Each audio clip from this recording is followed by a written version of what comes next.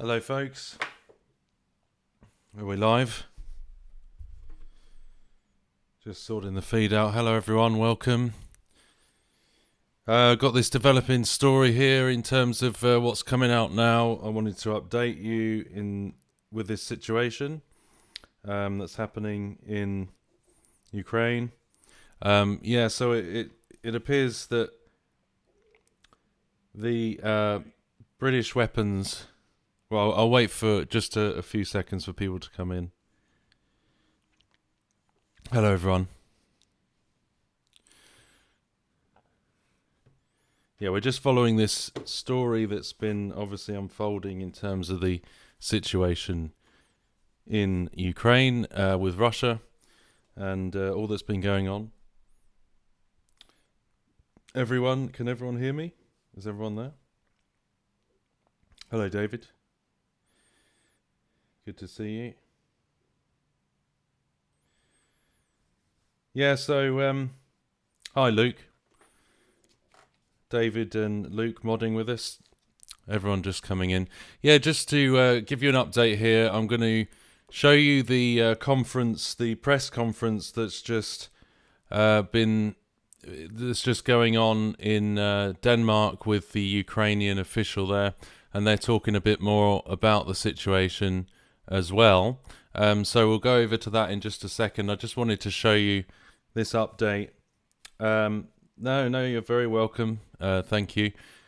Please like the feed if you could as well. So this is a breaking story now that actually the Ukraine has fired the British Storm Shadow missiles into Russia, and fragments have been found of that missile. So it looks like that's all gone ahead. That the British have allowed the use of our weapons, Storm Shadow missiles, to be fired into Russia as well, alongside America.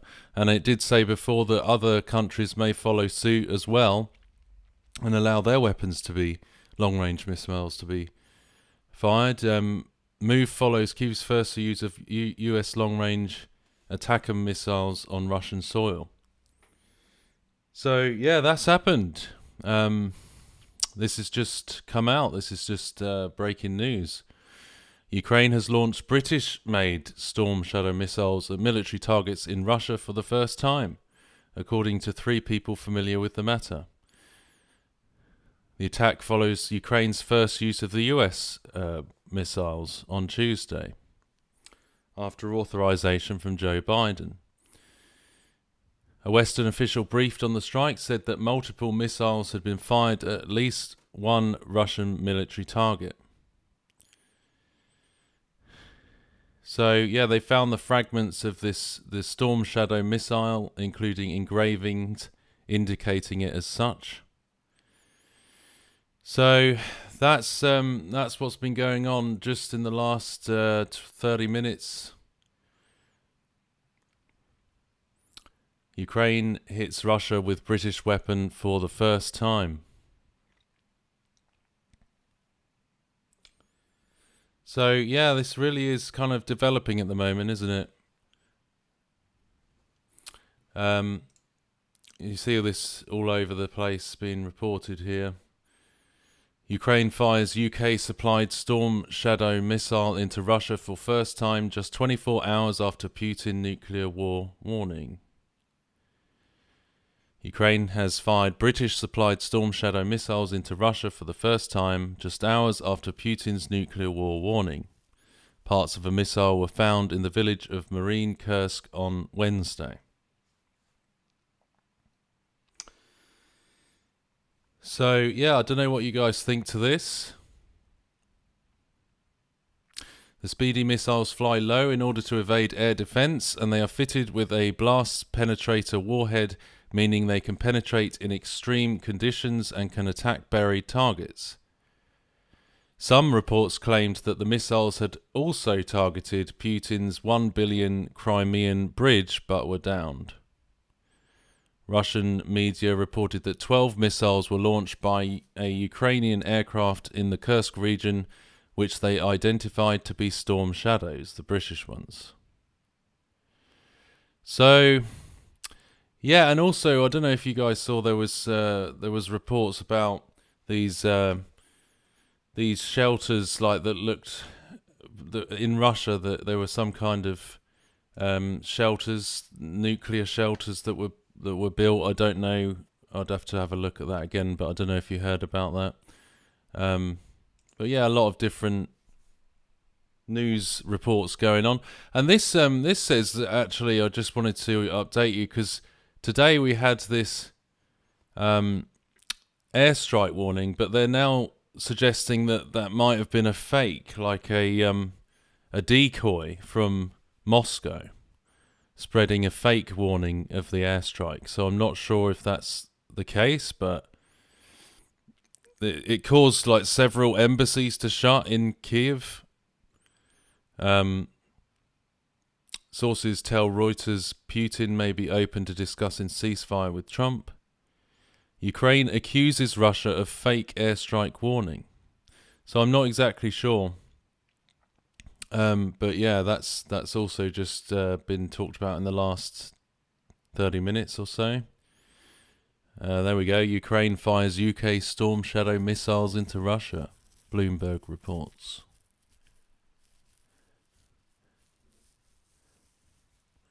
Keir Starmer said his office would not be commenting on reports or operational matters.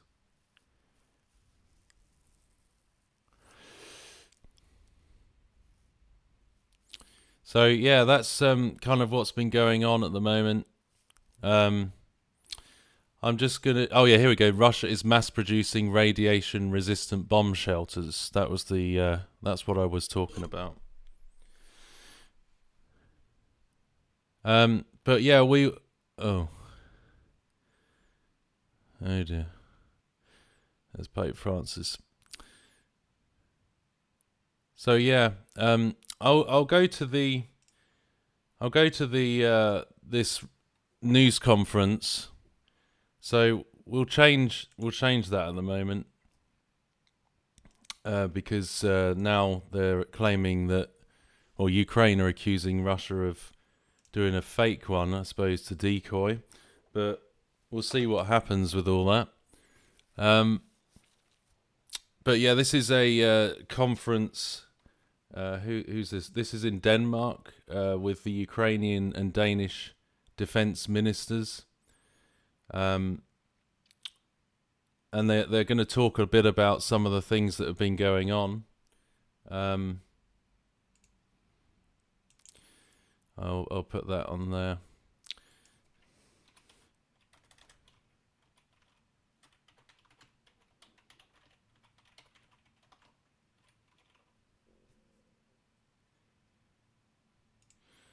So we'll have a look at this. This is the latest from Denmark. We have also been able to do even more. When this year will be finalized, we have invested about 4 billion Danish kroner to defense companies in Ukraine. And I think that's the way forward also to build up more capacity to produce military equipment in Ukraine. So from my perspective, it has been a very good and also concrete meeting with my colleagues. 7 ministers have been here in Copenhagen, and of course the most important minister is you, Rustem. Once again, thank you for being here in Copenhagen. Thank you. Dear Charles, dear colleagues, first of all I would like to start with words of gratitude to Danish people, Danish leadership, Minister of Defense and his team for your support, for your military, political, diplomatic support. We are thankful. You're supporting us for 33 years of our independence, 10 years of war, and 1,000 days of brutal invasion, for which we are thankful to you. We have received a huge military support from Denmark, and you've provided us F-16s, for which we are thankful to you. You're playing a leading role in several coalitions, including Air Force capability. drone maritime IT, for which we're also thankful to you. We have started a super successful Danish model with the minister. It is known as a Danish model where Denmark and other partners can directly, when Minister of Defense concludes some agreement, can finance it or can repay if we spend money. And it became a very successful model for which we are thankful, and other countries already supported it. Especially, we started with howitzers, now it's expanding to other products, and this is displays a role model. Today we also discussed with our colleagues the future potential and priorities for the next year. We also touched on a bilateral basis the needs, requirements, and for the 2025, we've outlined the security and operational situation on the battlefield. We're thankful for Denmark for inviting us for the Northern Group, which we discussed with other partners many topics in a very sincere, open, and concrete environment. And we have outlined our plans, and we're working together now to make that happen. So once again, I would like to thank Minister and Danish people for your support. Thank you. Yeah, tak. There's a question for you, Mr. Umerov. The night before yesterday, there was an attack on the Russian ground. Something was hit. Can you confirm that the Ukraine has got green light for using the American-made ATACMS missiles? Well, daily we are being hit by artillery shelling from the Russians, up to 30,000 shells per day. More than 100 different attacks, kamikaze attacks per day, more than 100 different types of missiles, hypersonic ballistics per day. So it's unfortunate daily life. We are trying to repel the enemy from our territory, and we're trying not to allow them to maneuver into our territory and to create the buffer zone. So we're working daily. It's a daily work to us, and in general, we are building our capabilities to defend our nation and to create deterrence measures, not to allow them to come closer. So at this stage, we're working on operational level daily to withstand our security and defense of our people. All right. So, as I understand you, you cannot and will not right now confirm that you have the green light for the American. Let's see. As I said, like we've been always saying that we ask our partners to take decisions. Whoever took their decisions, we appreciate it. We hear in the media that you have reached the green light from USA to use long-range missiles and mines. What is the next thing you will ask for your Western partners for? Look, we appreciate, as I just answered, like whatever decisions are taken by the capitals, we appreciate it. We didn't start this war. We are in 10th year of our war and 2.5 years of brutal invasion.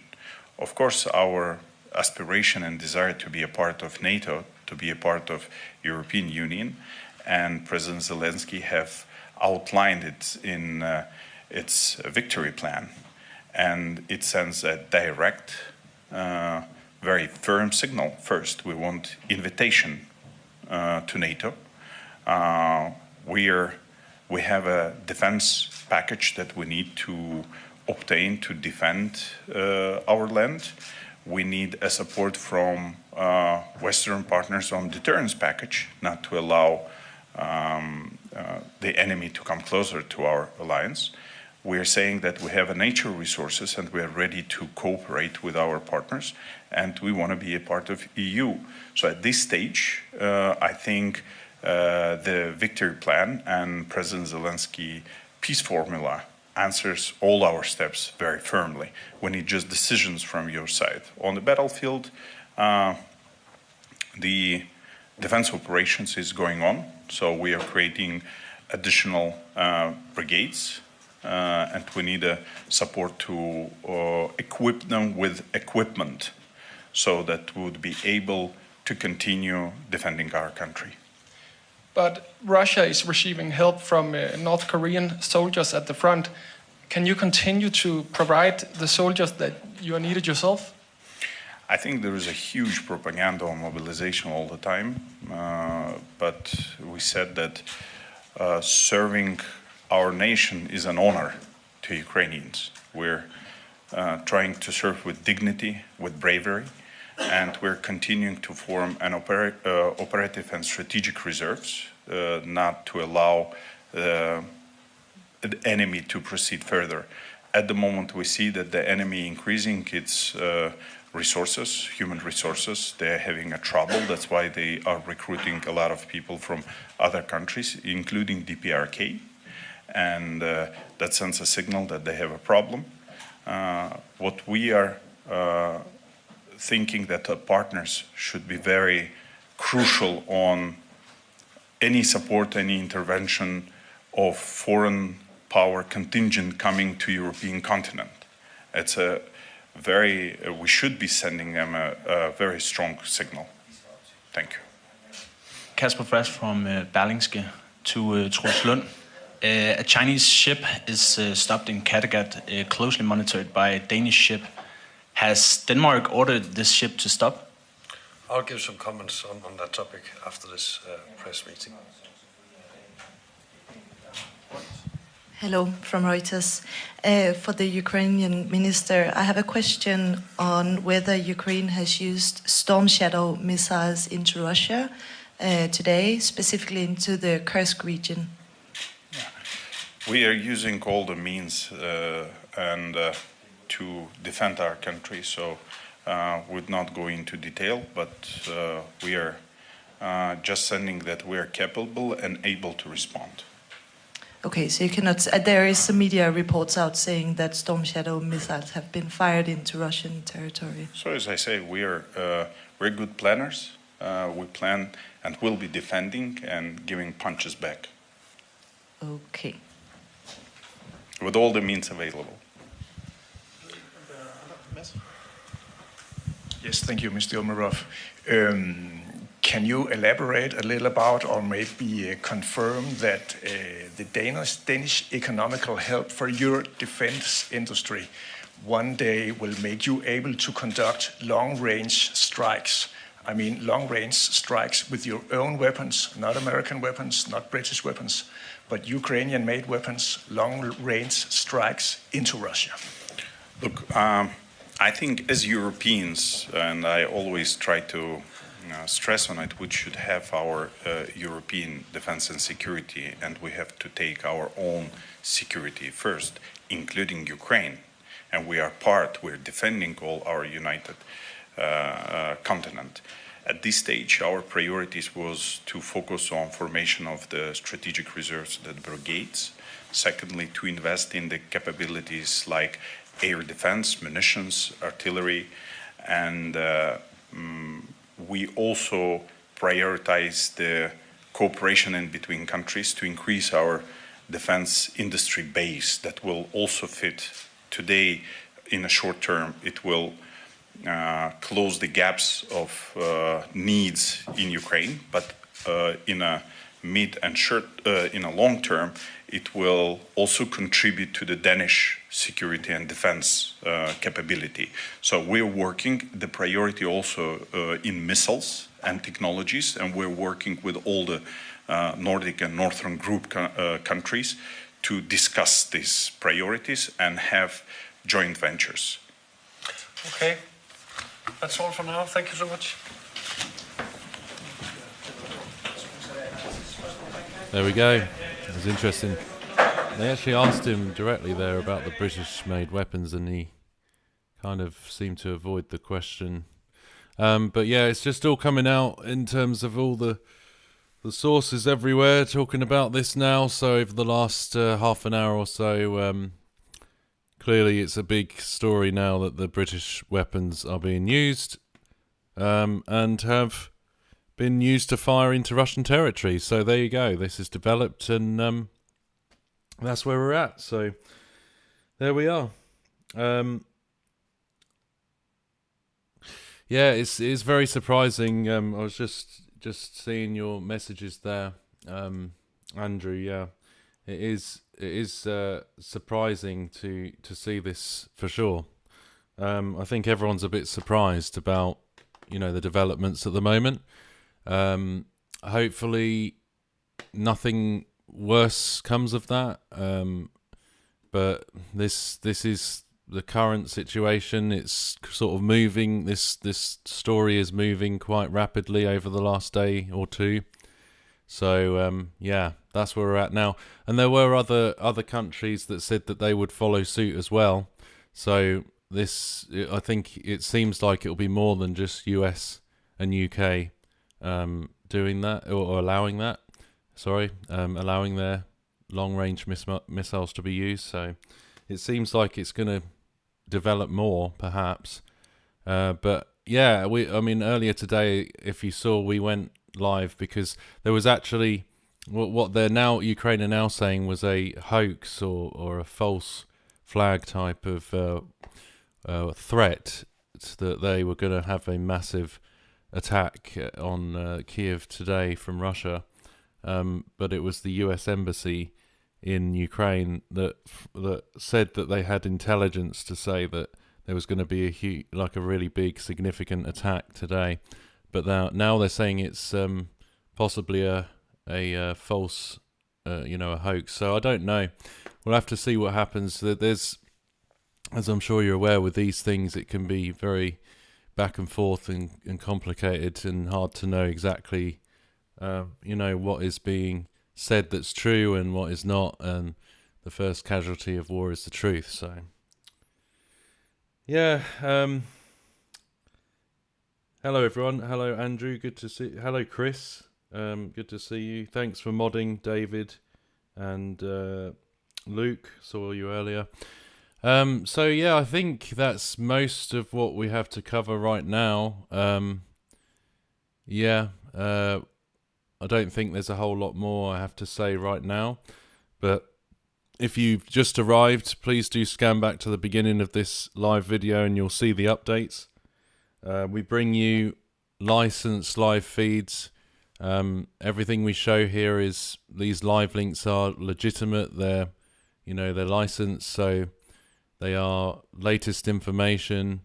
Before you see it in some of the other mainstream media, you can see it here sometimes. So, we literally have, we're paying to get the live links, and I think it's really helpful for us to be able to show it and talk about it and show breaking news in this way, in terms of the days we're in and the situation that is happening across the world.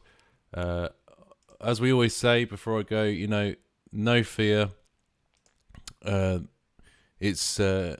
It's out of our hands, and we know that ultimately nothing happens without God being sovereign, at least. So we know that we can take comfort in that nothing escapes God's sovereignty in this world, everything we face. So we can trust in that, so no fear. Let's keep moving forward and keep our eyes on what's happening, and ultimately what is beyond this world, which is the biggest hope we have. So that keeps us going. Anyway, take care everyone. Thank you for watching, and I'll see you soon. I'll come on if there's anything to cover. Hopefully I won't be asleep if there's something that really is necessary or major to cover. But I'll try to do my best to keep up with things, and subscribe and click all notifications on the bell to get notified if we do go live. And thank you everyone, and take care.